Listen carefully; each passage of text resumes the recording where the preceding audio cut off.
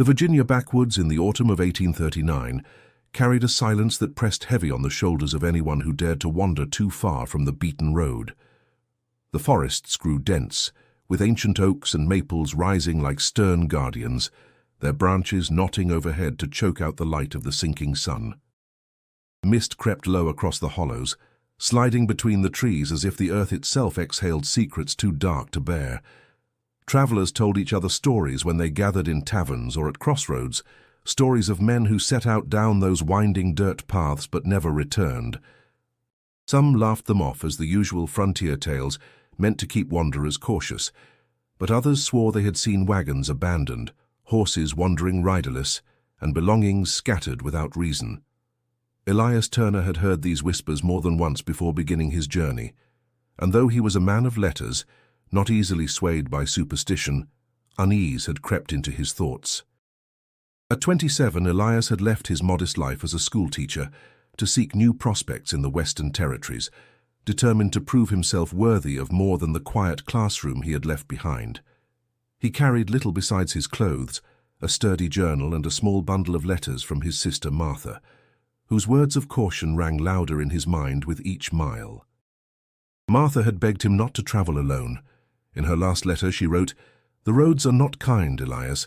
You are good-hearted, but good hearts make easy prey." He had smiled at her concern then, but now, as dusk threatened to fall earlier than expected, he found her warning etched deep into his chest. The dirt path twisted endlessly through shadow.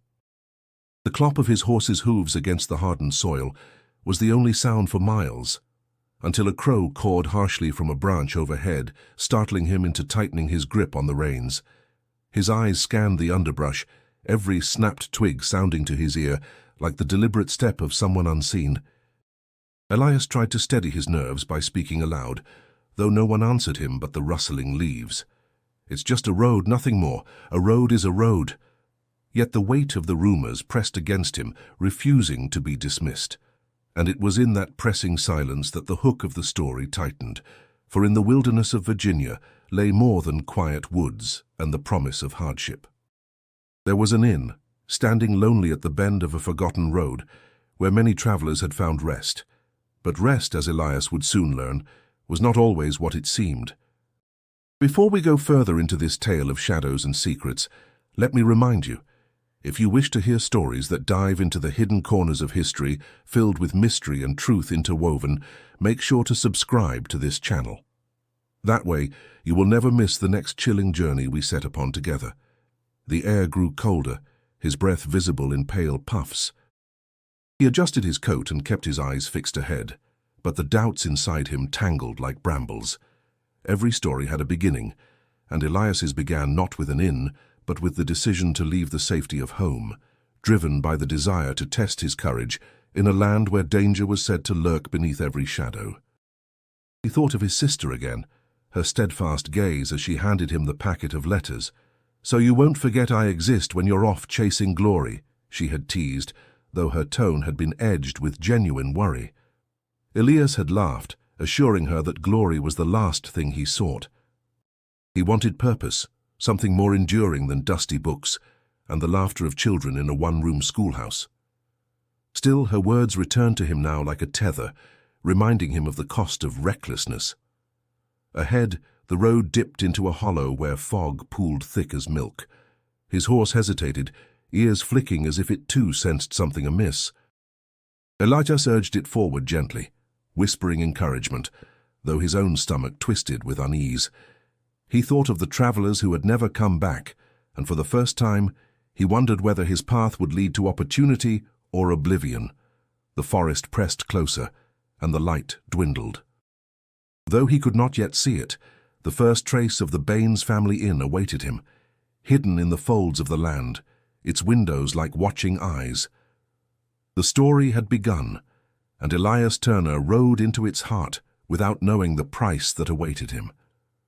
The following morning broke with a pale sky, streaked in muted gold as the mist clung stubbornly to the ridges. Elias Turner pressed onward along the narrow dirt road that cut like a scar through the forest. The hooves of his horse struck the ground with a steady rhythm, but in the silence of those woods, every sound echoed too loudly, as though magnified by unseen ears. His coat collar was turned up against the chill, and the letters from Martha rested safe inside his satchel, their presence both a comfort and a weight. He had not gone far before he encountered a figure walking at a slow, deliberate pace along the road. The man was tall and broad-shouldered, his coat worn at the elbows, a heavy pack strapped to his back.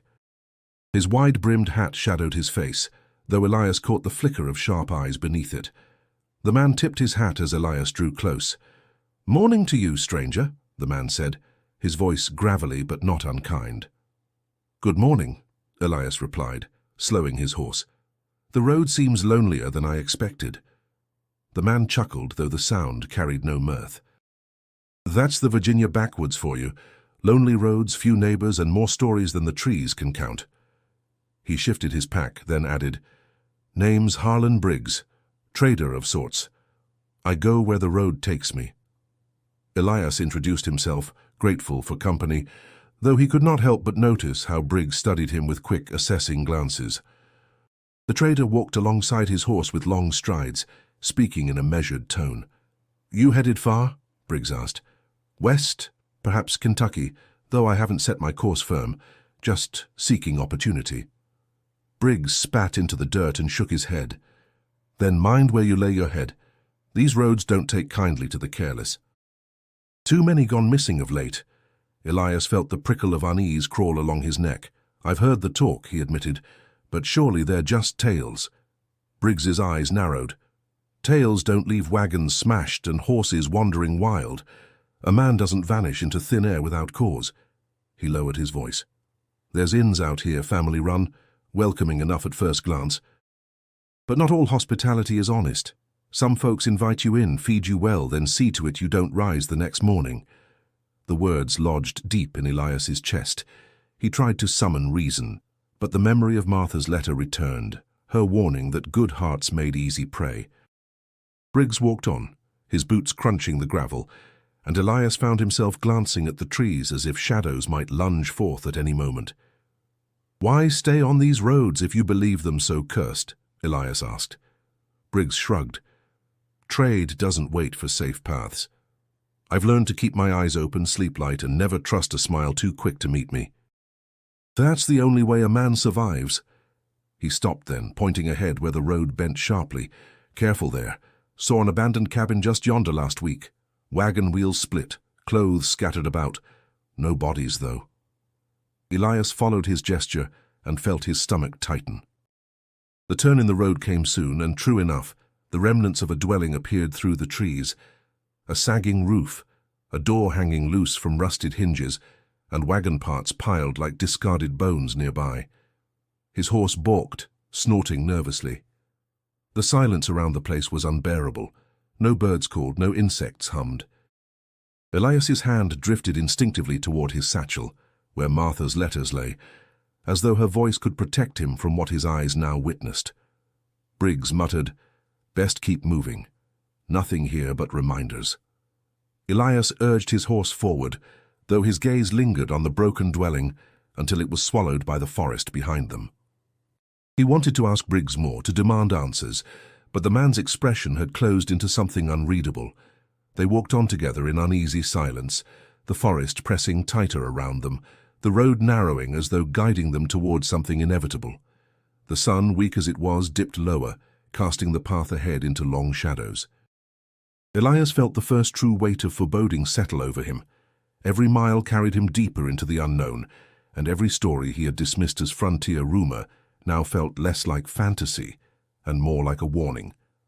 Somewhere ahead, unseen, waited the promise of rest at a roadside inn. Yet the memory of that ruined cabin gnawed at him, whispering that not all shelter was salvation. By late afternoon, the forest had grown darker, the road bending in ways that made Elias feel as though he were walking into a labyrinth designed to confuse the weary. Harlan Briggs had parted ways an hour earlier, taking a side path that he claimed led toward a settlement where he could barter his goods. His departure left Elias with an unexpected hollowness. The presence of another voice, even one shrouded in warnings, had softened the loneliness of the trail. Now only the creak of his saddle and the rustle of wind through dying leaves kept him company. It was then, rounding a bend where the trees thinned and the land sloped downward, that Elias caught sight of the building. Standing alone at the edge of a clearing was a structure that looked sturdier than most backwoods dwellings. A two-story inn, its clapboard walls painted a pale color that time and weather had not yet stripped bare, rose from the ground as though claiming the road itself. The chimney puffed faint smoke, and the faint golden glow of lanterns flickered behind the glass panes. After miles of endless trees and silence, the sight stirred relief in Elias's chest. He slowed his horse, studying the place. The inn's fence was neatly mended, the yard swept clear of fallen leaves. Yet something about its orderliness felt unnatural, as though too carefully arranged for a building so far from town. Frontier homes often carried the marks of hardship: broken rails, sagging roofs, tools left leaning against weathered walls. This inn looked almost staged, a polished face in the wilderness. Elias dismounted and tied his horse to a post.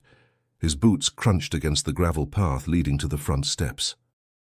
Before he could lift his hand to knock, the door opened, and a tall man appeared in the threshold. He was broad in frame, his hair black though streaked with early grey, his features sharp. His gaze measured Elias swiftly before a smile spread across his face. "Evening, traveller. You look as though the road has been hard on you." The man's voice carried authority, but beneath it a calculated warmth. Elias inclined his head. "The miles have been long, sir. I'm in need of food and a place to rest." "You've found both," the man replied. "Name's Thomas Baines. This is my family's inn, and we welcome honest men." He stepped aside, gesturing Elias inside. The warmth of the room struck Elias at once. A fire crackled in the hearth, the smell of roasted meat drifting from somewhere beyond. A woman emerged from a doorway to the left. She was tall, her posture straight, her eyes soft but strangely unreadable. "I'm Eliza," she said kindly. "Please sit. You must be famished." Two younger figures lingered near the far wall. A boy of about 16, his shoulders already broad, leaned against the doorframe, his gaze steady and watchful. A girl a little younger stood close by, her hands folded neatly, her eyes fixed upon Elias with an intensity that unsettled him. She smiled faintly when she noticed him watching. Elias thanked them and took a seat near the fire. His body ached with relief, yet a thread of unease pulled at him. The Baines family seemed too composed, as though each gesture, each word, had been rehearsed. His gaze wandered across the room. Hanging above the mantel was a traveller's cloak, finely made, its fabric too new to have belonged long in such a place. A brass pocket watch rested on a shelf beside a row of worn books. Items like these might have belonged to guests, yet their presence gave Elias pause. "Where do you travel from?" Thomas asked, taking a chair opposite him. "East," Elias replied cautiously. "Toward Kentucky, perhaps farther." "Ambition suits a young man," Thomas said, his smile never faltering. Eliza placed a plate before Elias, steaming with potatoes and meat. "You'll sleep well here. The road tires even the strongest soul."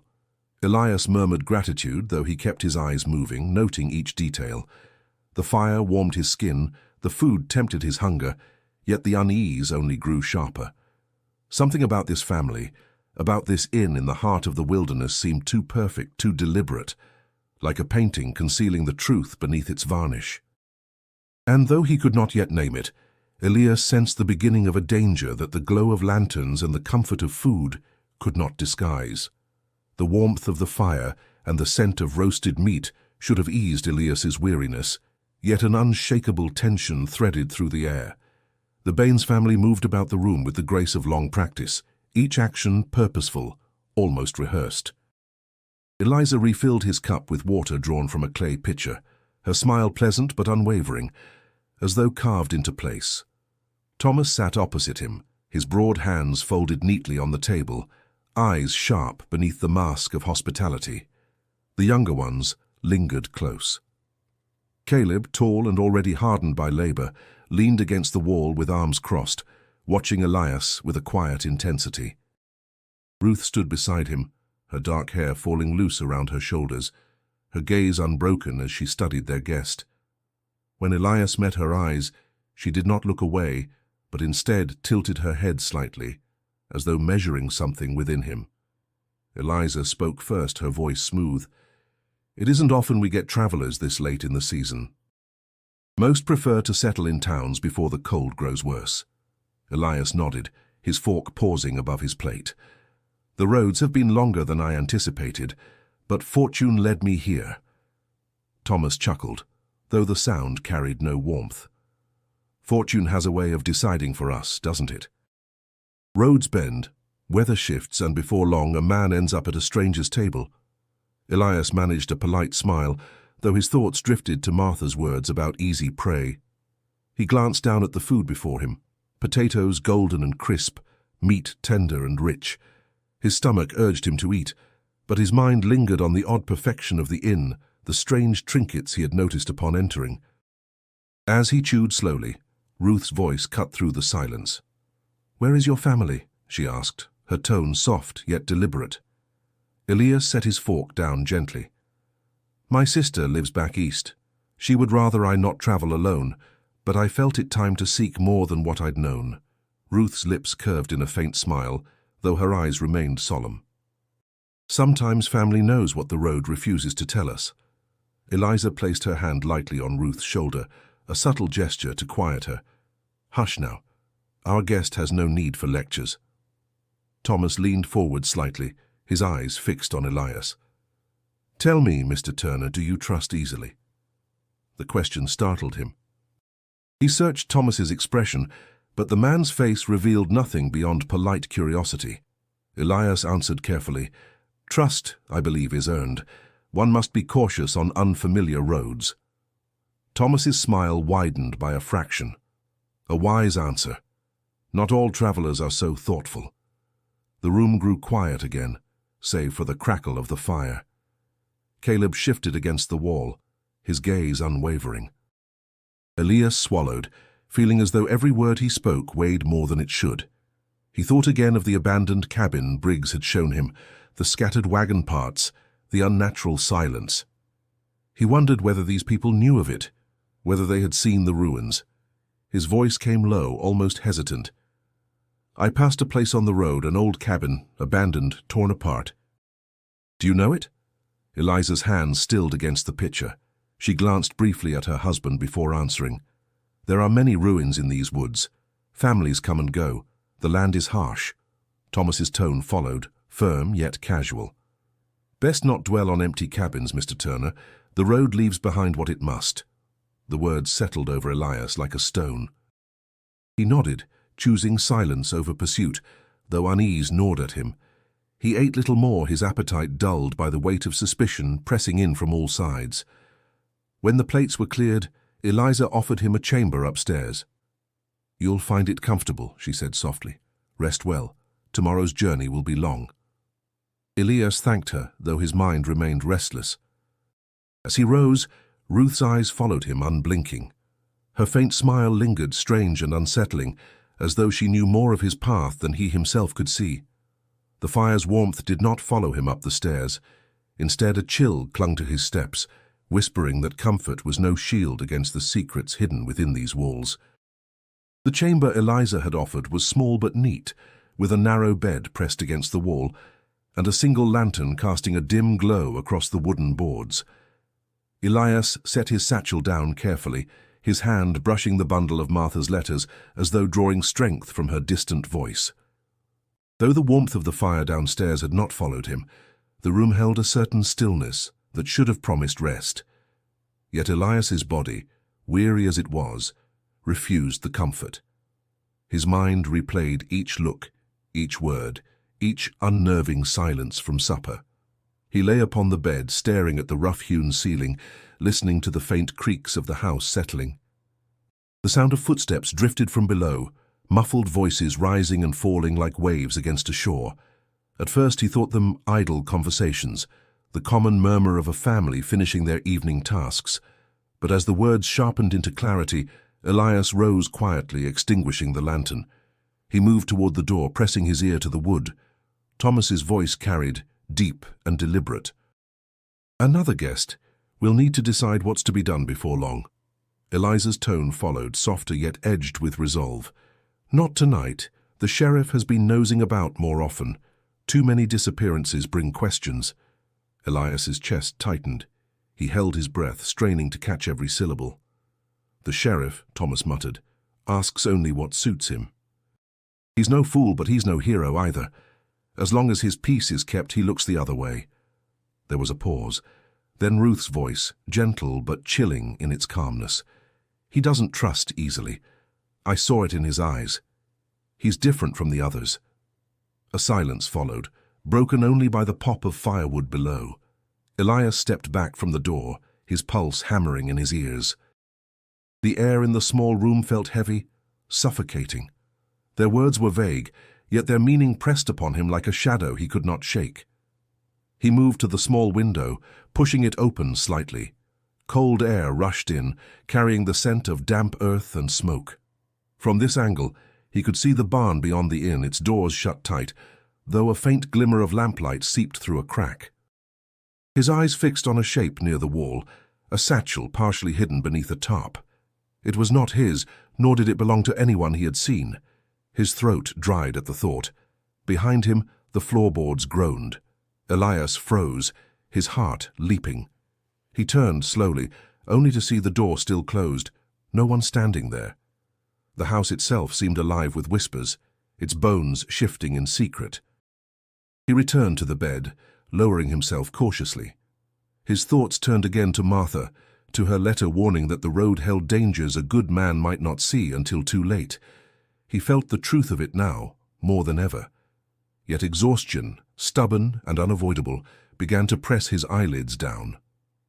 As sleep threatened to claim him, another sound stirred from below, the scrape of a chair, the faint thud of boots against the floor, and then Thomas's voice, quieter this time. "We'll take care of him soon enough. No mistakes." Eliza's reply was barely audible. "Then let it be tomorrow. Tonight let him sleep." The words echoed in Elias's mind long after the voices faded into silence. He lay rigid, staring into the darkness, every muscle taut with dread. He had entered the inn seeking rest, but rest had fled him entirely.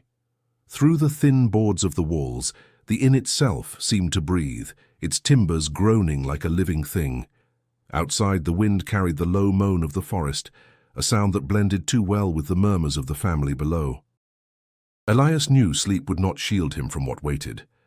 He closed his eyes only to open them again moments later, the silence too sharp, too deliberate. Whatever awaited in this house of careful smiles and polished manners, it was not the safety of hospitality, but the slow tightening of a trap he had only just begun to glimpse. The morning arrived too quickly, the pale light seeping through the thin curtains, casting long shadows that stretched across the floor. Elias awoke with a start, the remnants of the night's whispered conversation lingering in his mind. He lay still for a moment, listening to the soft murmur of the house below, trying to shake off the tightness in his chest. The quiet seemed deeper in the morning, as if the house itself was holding its breath, waiting for something to happen. He rose from the bed, his body stiff from the uncomfortable sleep, and dressed in the clothes he had worn the day before. The weight of the satchel, now filled with the letters and his few belongings, seemed heavier this morning. The house, though silent, felt like a cage he could not escape. Downstairs, the Baines family had already begun their morning routine. The smell of freshly baked bread and simmering stew filled the air, but it did little to calm Elias's nerves. He was greeted with a polite smile from Eliza, who asked him to join them at the table. Ruth was nowhere to be seen, and Caleb stood near the fire, turning a piece of wood over and over in his large hands. Thomas, however, was nowhere in sight. "Your breakfast will be ready shortly," Eliza said, as she poured a cup of coffee for him. "I trust you slept well?" Elias nodded, though his eyes strayed toward the door, his thoughts lingering on the strange sounds he had heard during the night. "It was quiet," he said, choosing his words carefully. "Too quiet, perhaps." Eliza's smile tightened, but she said nothing, simply moving around the room as though nothing had been out of the ordinary. Elias's mind raced. The more he thought about it, the more he realized that something was wrong. The family's behavior was too perfect, too controlled. It wasn't just the conversations he had overheard. It was the absence of any real warmth in their interactions. There was a chill to their politeness, an artificial nature to their hospitality that he could no longer ignore. As he reached for the bread, his eyes caught something unusual out of the corner of his eye. Near the far wall of the inn, there was a stack of discarded belongings. It was a common sight in inns, luggage, bags, and crates left by travelers. But this pile was different. Some of the bags were torn, their contents spilling out in a way that didn't seem accidental. A jacket, its fabric frayed and worn, was draped across the top. Elias's heart skipped a beat. He had seen that jacket before, when he had first entered the inn, hanging on the wall. It had belonged to a traveler who had passed through days before. At least, that was what he had assumed. But now it seemed too strange, too out of place. "Something wrong, mister." "Turner?" Caleb's voice interrupted his thoughts, pulling him back to the present. Elias turned quickly, his hand frozen in midair. Caleb was staring at him with an unreadable expression, his large frame blocking the path to the pile. "No," Elias replied, recovering quickly. "I was just wondering where the others are." "They're about," Caleb said flatly, not offering any more information. He turned back to the fire, the logs crackling as if nothing was amiss. Elias forced a smile and sat down at the table. His appetite had vanished, replaced by a gnawing sense of dread. He watched the Baines family move around him, their actions too coordinated, too practiced. He couldn't shake the feeling that something was terribly wrong. And then it hit him. The travelers who had vanished, the ones whose belongings he had seen scattered about the house and barn. He had heard of them, of course, but it was only now, in the cold light of morning, that the full weight of their absence began to settle upon him. Eliza returned to the table, placing a steaming bowl of stew in front of him. "Eat, Mr. Turner. You'll need your strength for the road ahead." But Elias wasn't thinking about the road. He was thinking about the missing travelers, about the bag and jacket he had just seen, about the hushed whispers of the family the night before. Something was missing from this place, something beyond the bodies of those who had vanished. It was as though the very air here had been tainted, suffused with a silent threat that Elias could no longer ignore. As the silence stretched on, broken only by the occasional clink of silverware, Elias realized that he needed to find out more. He could no longer pretend that this was just another inn along his journey. This place, this family had secrets, and Elias was determined to uncover them before they swallowed him whole. But for now he remained seated, his eyes flicking toward the door, toward the barn, toward the unknown. The road ahead seemed both a promise and a trap. The stillness of the morning was broken by the sound of hooves on the dirt road. Elias's gaze flicked toward the window, where the shifting shadows of trees gave way to the sight of a man on horseback approaching the inn. The horse's gait was steady, familiar. It was Harlan Briggs, the trader Elias had met days before, riding toward the inn with his pack trailing behind him like a quiet shadow. For a moment Elias froze. His mind flickered back to their conversation, Briggs's warnings, his cryptic remarks about the inn and its dangers. Could this be coincidence, or had the trader returned with more to reveal? Elias had to know. He rose from the table, his chair scraping harshly against the floor, drawing the attention of the Baines family. Thomas looked up, his brow furrowing ever so slightly, but his face quickly morphed into that unchanging mask of politeness. "Something wrong, Mr. Turner?" Thomas asked, his voice smooth, but Elias could detect a subtle edge to it now. Elias hesitated for a moment before forcing a smile. "I thought I recognized someone," he said casually, his tone light but his thoughts racing. "A man I met on the road a few days ago. Harlan Briggs, the trader. I believe he's stopping by." Thomas's smile tightened, just slightly. "Ah, Briggs. A wanderer, isn't he? Always coming and going. He's not a man for staying in one place for long." His eyes lingered on Elias for a moment longer than necessary, his gaze sharp and calculating. Elias nodded, though something in Thomas's reaction left him uneasy. It wasn't just the words, there was an almost imperceptible shift in the air, a change in the mood that sent a chill down his spine. Without another word he excused himself and made his way out the door.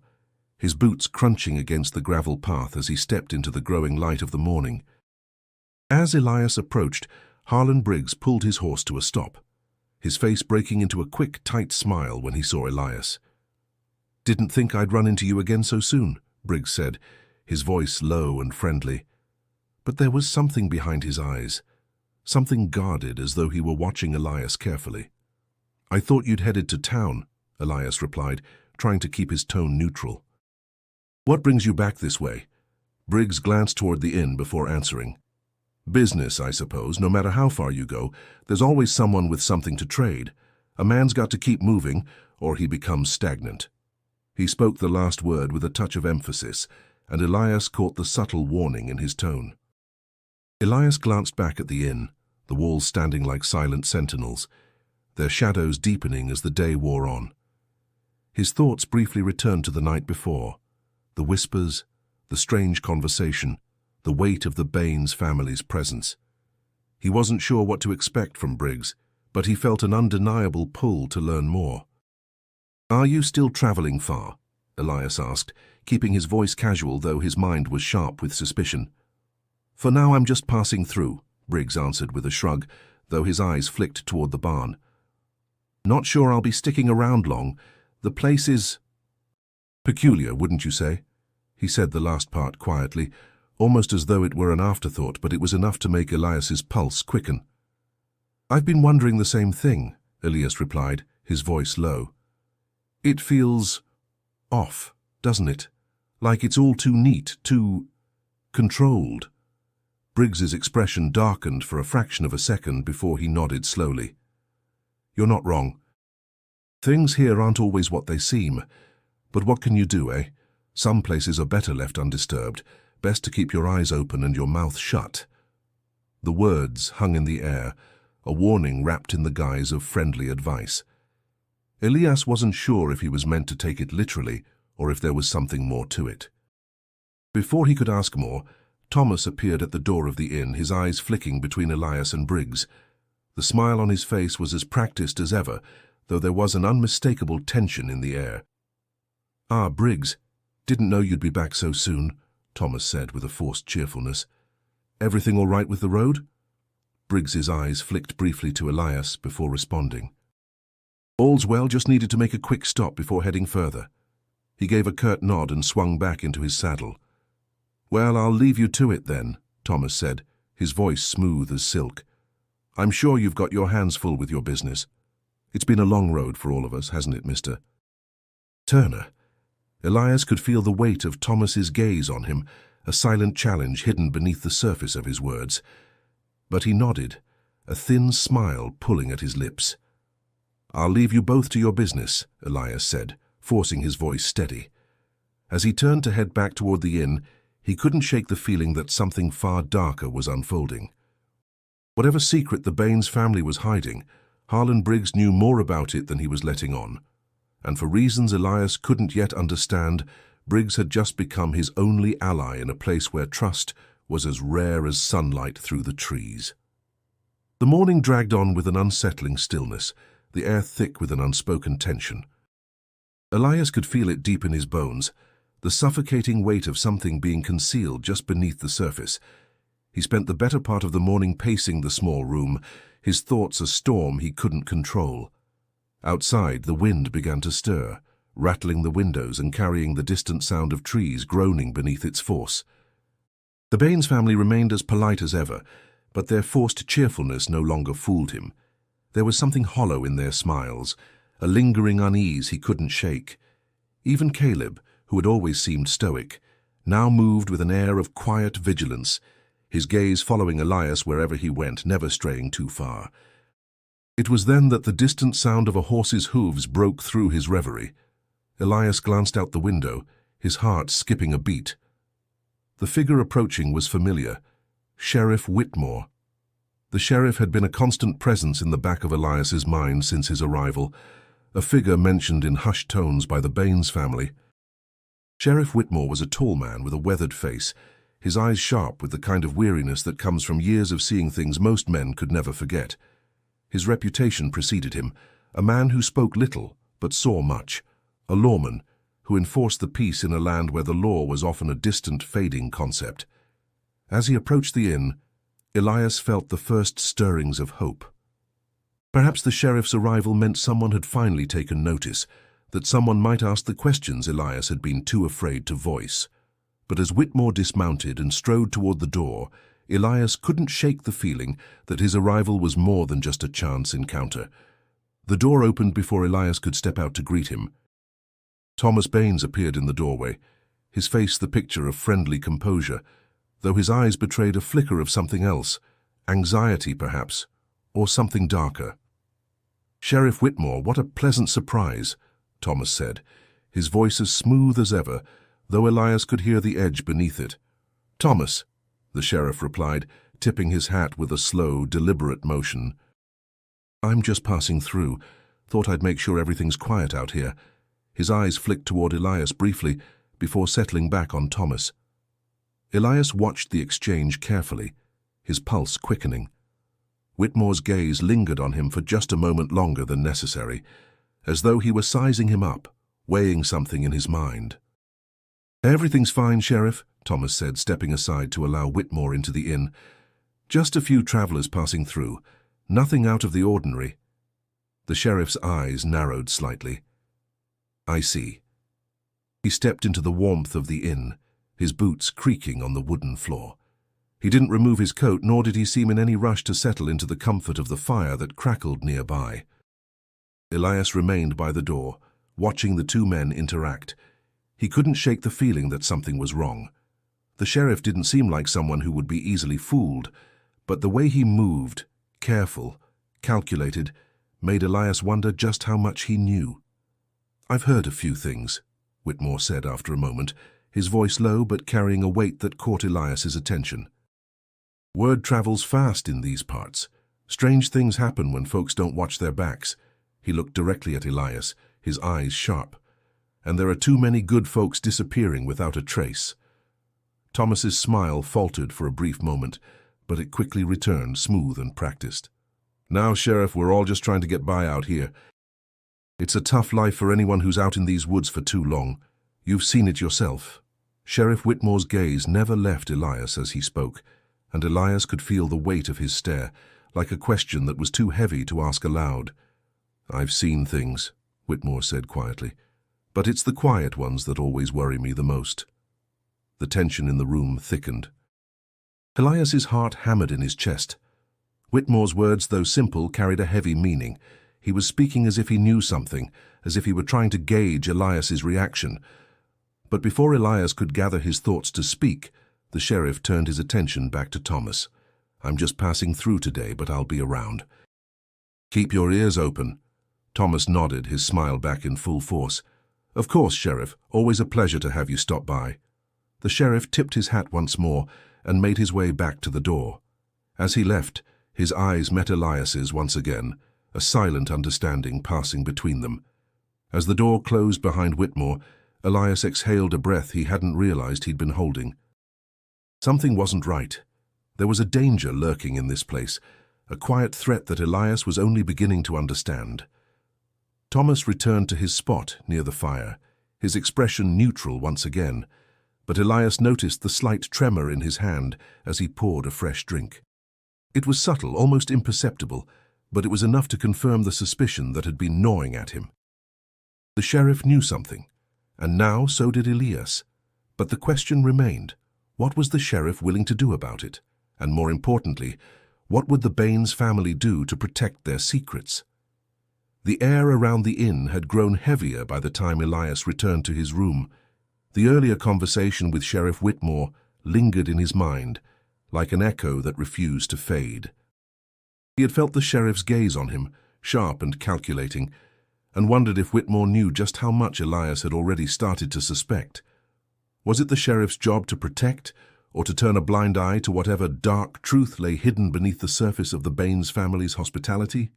Elias had no answers. But he could no longer ignore the feeling that he was being slowly cornered, his options shrinking with each passing hour. The family was watching him. There was no question about that.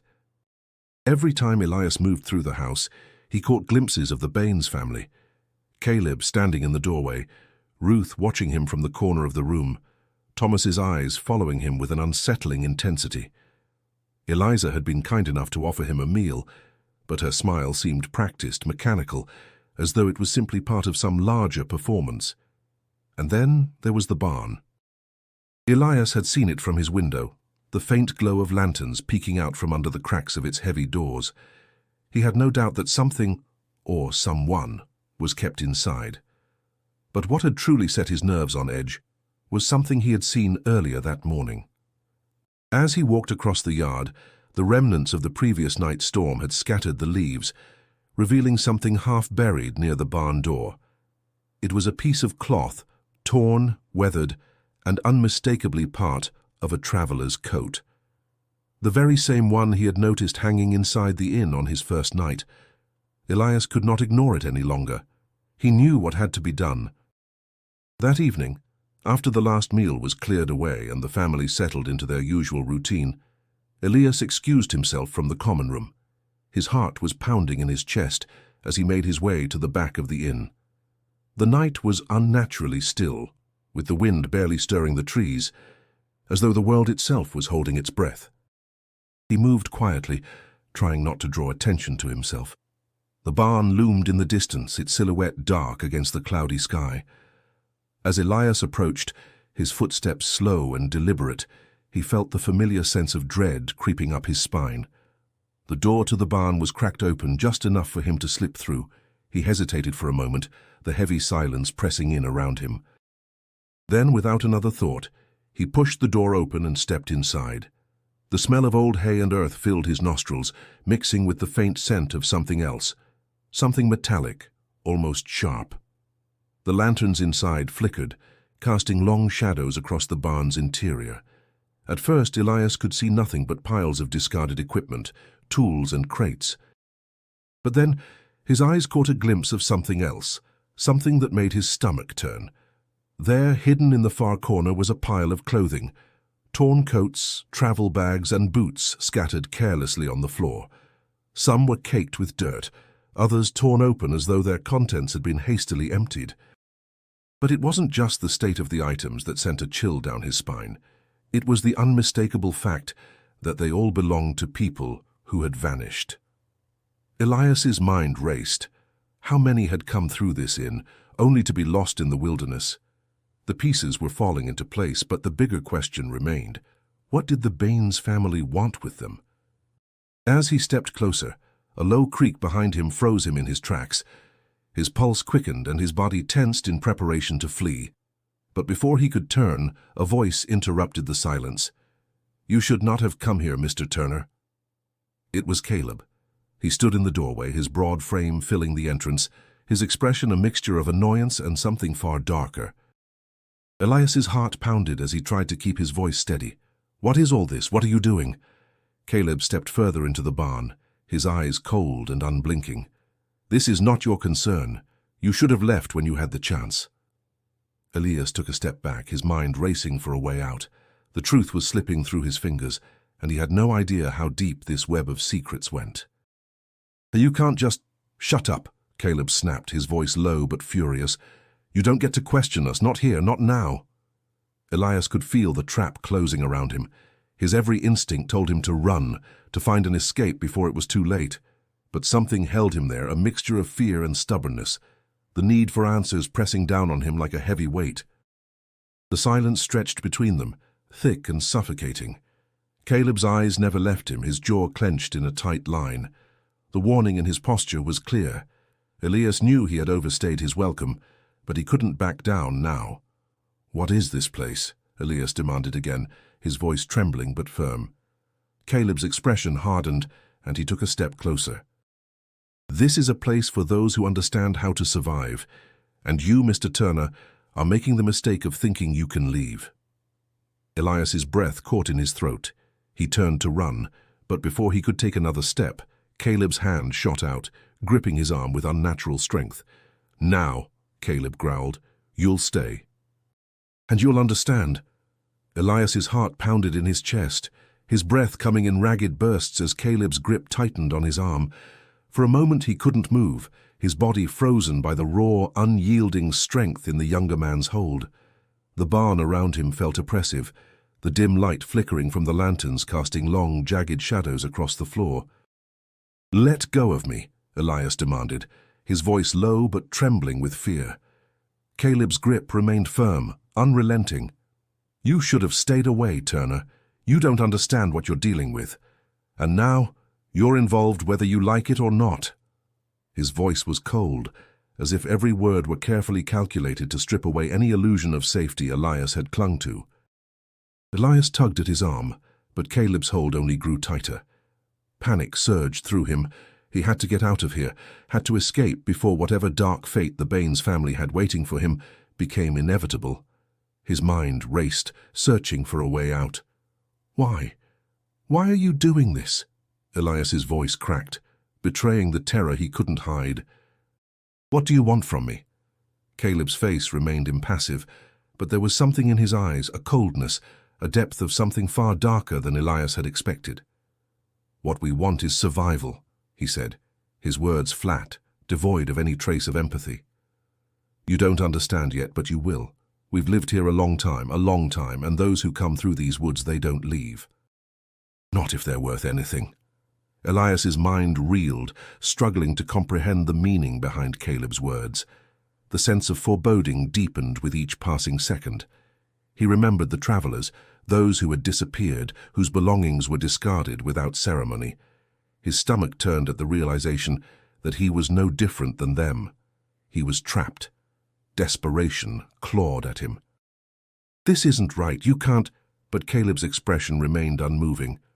"It's too late for you to understand. You've seen too much, and you've asked too many questions. Now, you're a part of it.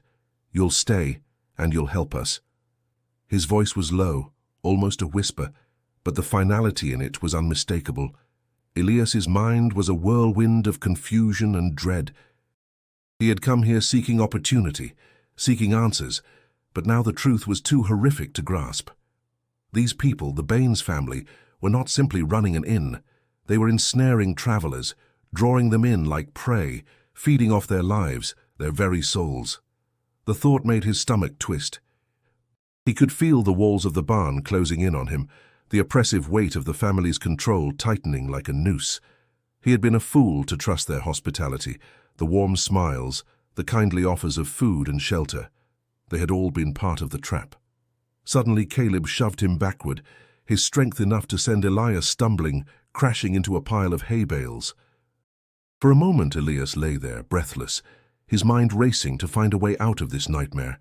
He couldn't face these people any longer. He couldn't be part of this twisted, suffocating world they had built. "You can't keep me here," Elias said, his voice low but fierce. "I won't stay, I'll make them listen." Caleb's face hardened, his eyes narrowing as he towered over Elias. "You won't have a choice." The words were a death sentence. Elias could see it in the way Caleb's jaw clenched, the dark certainty in his eyes. He was no longer a guest in this house. He was a prisoner, marked for whatever fate the Baines family had in store. For the first time since he had entered the inn, Elias felt the full weight of his situation. There was no escape from this place, not unless he fought back, unless he found a way to outwit the Baines family. But that was a dangerous game. They had made it clear that there was no place for escape here. He had crossed a line that couldn't be uncrossed. And now in the silence of the barn, Elias realized that his only chance of survival lay in understanding the rules of the game he had unwillingly entered. Caleb's cold gaze never wavered. "We don't take kindly to those who resist. You'll learn that soon enough." Elias swallowed hard, his throat dry. His mind was a whirl of thoughts, his pulse hammering in his ears. He couldn't think straight, couldn't focus with the fear gripping him so tightly. But one thing was certain now. He had no choice but to survive. And survival meant bending to their will, playing the part they expected of him, until the moment came when he could finally break free. But would he ever get that chance? Or had the trap already closed for good? Elias lay in his bed, staring up at the ceiling, his body stiff with tension. The night outside was eerily quiet, the moonlight barely filtering through the small window. It felt as though the world had paused, holding its breath, And Elias knew, deep down, that the moment to act had arrived. Caleb's warning echoed in his mind. "You'll stay. You'll help us." But Elias had no intention of helping them. His mind raced, seeking any way to escape the trap he had walked into. The Baines family's dark secrets, their twisted game. He could no longer pretend to be a guest. He was their prisoner, and the realization sent a chill through him. The walls of the inn seemed to close in on him, each corner watching, each shadow whispering the horrors hidden within these walls. He had to get out. He couldn't remain a pawn in their sick game. Silence enveloped the house, broken only by the occasional creak of the floorboards and the wind that howled outside, rattling the windows. It was then that Elias decided he couldn't wait any longer. He had already seen enough to understand what kind of people the Baines family were. What they did to the travelers who came to their inn, it was beyond anything he had ever imagined. The door to his room creaked open with a slow, deliberate motion, and Elias slipped into the hallway, his heart pounding in his chest. He moved quickly, quietly, the floorboards beneath him groaning ever so slightly with each step.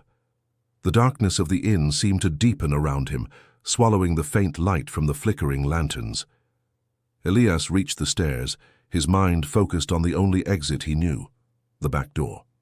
He knew the layout of the house well enough by now, having wandered through it during the day. The back door led to the barn, and from there to freedom. He would run through the woods away from this cursed place, never looking back. But as he reached the bottom of the stairs, a faint noise stopped him dead in his tracks, a soft footfall, followed by the unmistakable sound of a door creaking open. Elias froze, his breath catching in his throat. He pressed his back against the wall, his pulse quickening. A figure appeared in the dim light, moving slowly down the hall toward him. It was Ruth, her movements quiet and deliberate. Her eyes, wide and dark in the shadows, flicked to him for just a moment, then away as if she hadn't seen him at all. Elias held his breath, pressing himself further into the shadows, praying she wouldn't notice him. Ruth stopped just short of where Elias was hiding, her head tilting slightly, as if listening for something. She stood still for what seemed like an eternity, her gaze drifting toward the door at the end of the hall, the one that led to the outside. Elias's heart hammered in his chest. He didn't know what Ruth knew, or if she had heard him, but one thing was certain: he couldn't wait any longer. He made his move. As silently as possible, he darted across the hall, slipping into the next room. His breath was shallow, his body taut with fear as he moved swiftly to the back door. He could hear Ruth's footsteps moving away, but he didn't dare look back. He reached the door and pushed it open, the cold night air rushing in, filling his lungs with the scent of damp earth and pine. His feet hit the ground with a soft thud, and he began to run. The wind whipped through the trees, but he barely noticed. His only focus was the barn in the distance, the faint glow of lanterns beckoning him toward it. He knew the path by heart now, the way to freedom. But as he neared the barn, something caught his eye. A figure, a shadow moving between the trees, watching him. Elias slowed, his steps faltering for a moment as his pulse quickened again. His mind screamed at him to keep running, to get farther away from the house, but he couldn't shake the feeling that he was being watched. And then, before he could react, he heard the familiar voice. "Going somewhere, Mr. Turner?" Elias spun around, his breath catching in his throat. There, standing just a few feet away, was Caleb. His face was cold, unreadable, his posture relaxed, but his eyes gleaming with something dark. "You didn't think you could just leave, did you?" Caleb asked, his voice smooth, almost too calm. Elias's mind raced. The trap had closed. He had been foolish to think he could escape so easily. His chest tightened as fear gripped him, and he realized just how out of control he truly was. He had thought he was free, but in reality, he was deeper in the Baines family's web than ever. Caleb took a step closer, his gaze never leaving Elias. "I told you you're not going anywhere." His voice was a whisper now, a soft threat hanging in the air. Elias backed away, his feet slipping slightly on the damp ground. "I won't help you," he said, his voice shaking, though he tried to sound resolute. Caleb chuckled darkly. "You don't have a choice, Mr. Turner. You've already seen too much. And now..." You belong to us. Elias's heart raced as the full weight of Caleb's words sank in. There was no escaping now.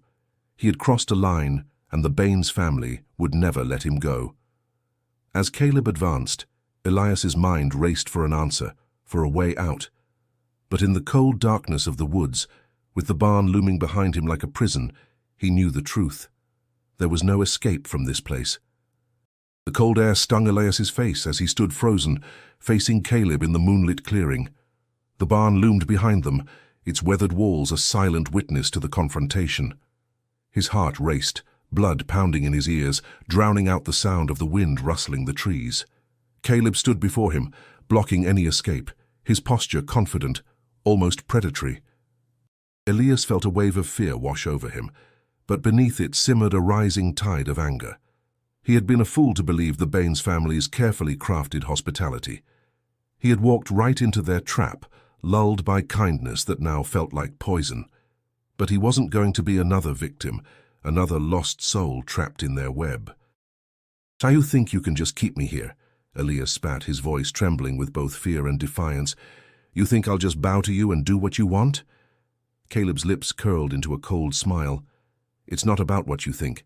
It's about what's already been decided. You're part of this now, Turner. You always were." Elias's mind whirled, the weight of Caleb's words sinking in. He had been too trusting, too naive, and now it was too late. But the anger was growing stronger, overriding the fear. He had to fight back, had to find a way to escape this nightmare. "I won't help you," Elias said, his voice growing steadier. "Whatever it is you're doing, I won't be part of it." Caleb took a step forward, his hand reaching out, but Elias reacted instinctively. He shoved Caleb back, using all the strength his fear had given him. Caleb staggered, momentarily thrown off balance, but his expression twisted into something darker, more dangerous. "Do you think that's going to stop us?" Caleb snarled, his voice low and threatening. "You think you can defy us and walk away unscathed? You're already a part of this family, whether you like it or not." Elias's breath came in sharp gasps as he backed away, his eyes darting around, searching for any means of escape. The barn was too close, the trees too thick to run far without getting lost in the wilderness. There was no way out, not unless he fought for it. "Stop!" a voice rang out from behind him, cutting through the tension like a blade. Elias spun around, his heart skipping a beat. Standing in the doorway of the barn was Thomas Baines, his figure silhouetted against the dim light. His face was calm, too calm, and there was something unsettling about the way he watched Elias, as if this confrontation was nothing more than a passing inconvenience. "Thomas," Elias started, his voice strained. "What are you doing? What is this? What do you want from me?" Thomas's smile was eerily patient. "What we want is simple, Mr. Turner. We want to survive. We want to continue. And for that to happen, you must stay with us. You don't have a choice." Elias's fists clenched at his sides, the blood rushing to his head. He had come here looking for a way out, a fresh start, but instead he had stumbled into a nightmare. The Baines family was no ordinary innkeeper. These people were something else entirely. "You're wrong," Elias growled, taking a step toward Thomas.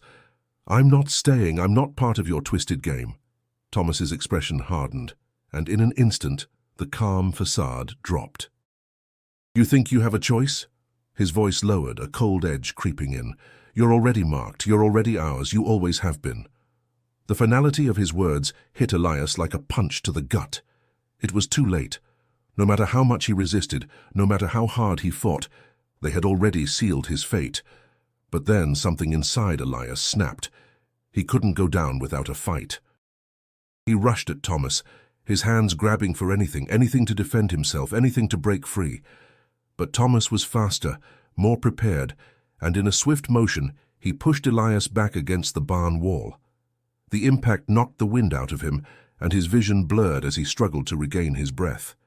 "You'll learn," Thomas whispered, his face inches from Elias's, his voice a low hiss. "That we don't let go. We never let go." Elias's mind raced.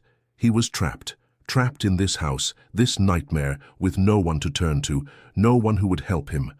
The Baines family was a machine, running on secrets and fear. and Elias was nothing but another cog. But as he stood there, gasping for air, something deep inside him shifted. He couldn't let them win. Not now. Not after everything he had learned. He wasn't just going to survive. He was going to make them pay. With every ounce of strength he had left, Elias shoved Thomas away, using the barn wall to push himself back on his feet. The force of the movement sent Thomas stumbling, momentarily thrown off balance. It was a small victory, but it was enough to give Elias a glimmer of hope. He wasn't finished yet. "I'll fight you until the end," Elias growled, his voice full of fury. "I won't be your prisoner." Thomas's eyes darkened, and for a brief moment, Elias saw the rage that simmered beneath the surface. But it was quickly replaced by the cold, calculating look that Elias had come to know all too well. "We'll see about that," Thomas said, his voice colder than ever. "We'll see just how much fight you have left." The dawn that followed the clash felt colder. The first light of the day, a pale, sickly shade that barely pierced the thick clouds hanging low in the sky. Elias stood outside the inn, his body bruised and aching, his mind still reeling from the events of the night.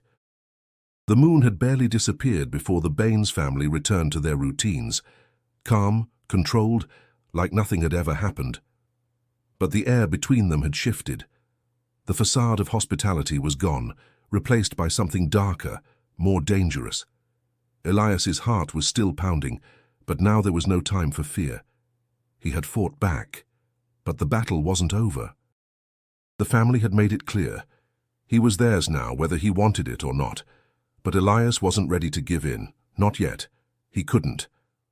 The silence that greeted him as he stepped out into the yard was suffocating. The barn stood in the distance, its doors closed, the windows blacked out. He could almost feel the weight of the secrets hidden behind its walls. His eyes flicked toward the inn, where the Baines family moved about in their familiar, unsettling rhythm. They acted as though the night had never happened, their smiles carefully in place.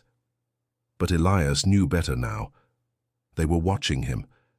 Every move he made, every glance he took was being observed. He had to leave. He had to get out before they tightened their grip even further. But even as the urge to run pulsed through his veins, doubt gnawed at him. The forest surrounding the inn was dense, the paths winding and treacherous. He couldn't just walk away, not without a plan, not without knowing exactly what he was up against. Elias's thoughts turned to Harlan Briggs, the trader who had warned him, who had been the first to hint at the danger here. He hadn't seen Briggs since that fateful night, and now Elias wondered if he had been right all along. What had Briggs known? Had he been trying to protect Elias, or had he been too afraid to act? His mind wandered back to the barn, the pile of discarded belongings, the coat he had recognized. Every piece of clothing was another part of someone who had come to this inn, only to vanish.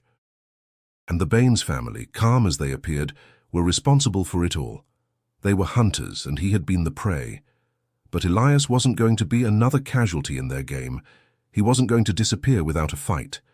The decision was made. He would leave, and he would bring the truth to light. He moved cautiously through the yard, careful not to draw attention. His eyes flicked to the windows of the inn, watching for any sign of movement. The last thing he needed now was to be caught. The Baines family would not show mercy.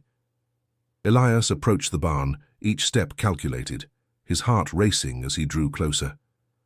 The doors creaked slightly as he nudged them open, the scent of damp hay and earth mingling with the lingering smell of something metallic, something that reminded him of the cold, lifeless feeling that had hung in the air the night of the confrontation. Inside, the silence was oppressive. The piles of discarded belongings remained untouched, as though they were trophies of the Baines family's twisted success. Elias stepped deeper into the barn, his hands trembling as he picked up a torn coat. The fabric was familiar. It had belonged to one of the missing travelers. His stomach twisted as he realized just how many people had passed through this place, each one vanishing without a trace. They hadn't just killed. They had erased them, leaving nothing behind but remnants of their lives. The thought made Elias's blood run cold, but he couldn't think about it for too long. He had to act. Elias's eyes scanned the barn one last time, and in the far corner he saw it, an old trunk half hidden beneath a pile of hay. The lock was rusted, but it still looked sturdy. His hands moved quickly, his mind focused on the task at hand. If he could get inside, if he could find something, anything, that would expose the Baines family for what they were, maybe he could finally escape. The trunk creaked open, the rusted hinges groaning in protest. Inside there were papers, documents, old letters and photographs. Elias rifled through them quickly, his hands shaking as he realized what they were. The Baines family had kept detailed records, cataloguing each and every guest that had stayed at the inn. Names, dates, notes. And beneath it all, a list of names Elias didn't recognize. New names, fresh arrivals. The list was incomplete, but it was enough. He grabbed the papers, tucking them into his jacket, and turned toward the door. His breath was coming fast now, and his heart was racing. He had what he needed. He could prove what had been happening here. He could finally escape. But as he reached the door, a voice called out from behind him. "Leaving so soon, Mr. Turner?" It was Thomas. His voice was calm, almost mocking, as if he had been expecting Elias to make this move. Elias's stomach dropped. The trap had already been set, and he had walked right into it. "Thought you could just walk away, didn't you?" Thomas's voice was smooth, almost too smooth. "You're ours now. You're part of the family." Elias's blood ran cold. He had what he needed, but would it be enough? And more importantly, how could he escape when the family had already closed in on him? Elias froze, the papers clenched tightly in his hand. Thomas's voice, smooth and assured, was like a rope tightening around his chest. The trap had already been set, and Elias realized with chilling clarity that the Baines family had always known he would try to escape. They had been waiting for this moment. "You've been a guest in this house, Mr. Turner," Thomas continued, his voice still calm, though there was a note of finality in it now. "And we've treated you well, haven't we? Given you food, shelter, protection. Everything you could have asked for. Yet here you are still trying to run." Elias's eyes narrowed, his fingers tightening around the papers as if they could somehow give him strength. His mind raced, but there was no escaping the truth. He had been foolish to think he could outsmart them. Every move he had made, every question he had asked had been anticipated. He had been playing their game from the moment he set foot on the property. "You think you can just leave unscathed?" Thomas asked, stepping closer, his eyes glinting with something dark, something cruel. "You're part of this place now. You belong to us, whether you accept it or not." The weight of his words hit Elias harder than any physical blow. He had come here to find something better, a new start, and instead he had stumbled into a nightmare, one that he couldn't escape. "You've seen too much," Thomas added softly, as if the matter were already settled. "You'll never leave, Mr. Turner. Not now, not after everything that's happened." Elias's heart thudded in his chest. He could feel the blood rushing to his face, the panic rising within him. He had no plan, no escape route. All he had were these damned papers, evidence of the family's dark deeds. But would they be enough? Could they be enough? "Then I'll make sure the world knows the truth," Elias said, his voice shaking but resolute. He took a small step back, trying to keep some distance between himself and Thomas, though he knew it was futile. "I'll make sure someone finds out about you, about all of this." Thomas's lips curled into a smile, one that held no warmth. "You think someone will listen? Who would believe you, Mr. Turner? A lone traveler who tried to run from a house that's been here for generations? No, you're not going anywhere. And when the sheriff comes looking for answers, you'll be the one to tell him that everything's fine." The blood drained from Elias's face. His mind flicked to Sheriff Whitmore, the only one who might have stood a chance at uncovering the truth. But the sheriff had already been complicit, turning a blind eye to the whispers of missing people. It was too late to rely on him. The family had already covered their tracks, and now Elias was left with nothing but the cold reality that he was completely alone. Thomas stepped closer, his presence overpowering. "You'll help us, Mr. Turner. You have no choice. It's a matter of survival." "Survival?" Elias hissed. "You're not surviving. You're murdering people." "Erasing them like they never existed." Thomas's expression remained unchanged, his smile never faltering. People disappear all the time in these woods. You just need to know how to make it work. We've been doing this for years, and we'll continue to do it." Elias's body tensed. He wanted to fight back, to lash out, but the truth was clear. There was no fighting back. Not when the family held all the cards. He was trapped. His only chance now was to outwit them, to find a way to expose them, to bring their horrors to light before it was too late. Thomas's eyes seemed to read his thoughts, and his smile widened. "You're clever, Mr. Turner, I'll give you that, but it doesn't matter. The game is over. You belong to us now. And soon you'll understand why that's not such a terrible thing." The door behind Elias creaked open, and a familiar figure stepped inside. The sheriff. Elias's heart lurched in his chest. Could this be the moment he had been waiting for? But as soon as the sheriff entered, the tension in the room seemed to dissipate. He wasn't here to help. He was here to seal Elias's fate. The sheriff's gaze flicked between Elias and Thomas, his expression unreadable. "Everything all right in here?" he asked, his voice as detached as ever. Thomas nodded, his smile still intact. "Everything's under control, Sheriff. We're just talking." Elias could feel the weight of the sheriff's indifference pressing down on him. The lawman was just another piece of the family's game, another pawn in their carefully constructed world. The sheriff glanced at Elias, but his eyes were empty, as though he had already made his judgment. "I see." He nodded, then turned toward the door. "Well, you know where to find me if there's anything you need, Thomas." As the sheriff left, Elias felt a crushing realization settle over him. The last glimmer of hope had just vanished. No one would save him. He was on his own. But despite the terror, despite the crushing weight of the Baines family's hold on him, something deep inside Elias refused to give up. He wasn't finished, not yet. But now, with nowhere to turn, the question lingered in his mind. How long could he survive in their world? The days bled into one another, indistinguishable like the grey skies that hung over the inn. Elias had long since lost track of time, the once bright world outside the Baines family's grip, now a distant memory. His attempts to escape were futile, every effort thwarted, every plan crushed by the suffocating hold they had on him. And yet, even as the weight of their control settled deeper, something inside Elias refused to surrender entirely. He had thought about the papers, the damning evidence he had found in the barn, but they felt useless now. The Baines family had anticipated everything.